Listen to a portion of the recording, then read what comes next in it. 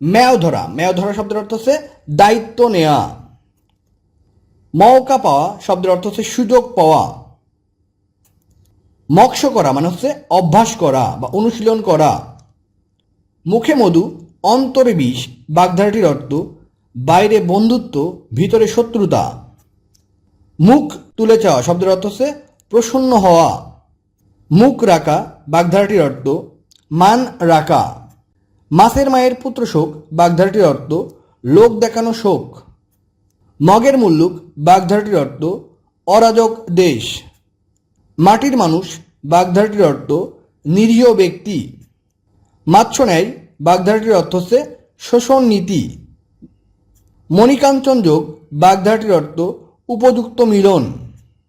মাথা কাটা যাওয়া বাগধারাটির অর্থ অপমানিত হওয়া। মাথা খাওয়া মানে দিব্যি দেওয়া। মাথা ঠেকানো বাগধারাটির অর্থ প্রণাম করা। মাথায় রাখা মানে ভক্তি করা। মান্ধাতার আমল বাগধারাটির অর্থ অতি প্রাচীনকাল। মেন্তামুকো বাগধারাটির অর্থ হচ্ছে মিনমিনে। মানে বাগধারাটির অর্থ হচ্ছে সসম্মানে। মন্দামতি বাগধারাটির অর্থ মানব চিত্তের অস্থিরতা। মনে লাগা বাগধারাটির অর্থ হচ্ছে পছন্দ হওয়া।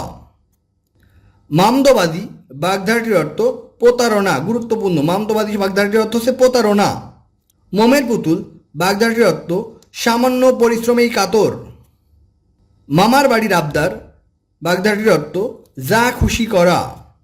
মরুর মীরাকার্তিক বাগধারাটির অর্থ রূপবান পুরুষ।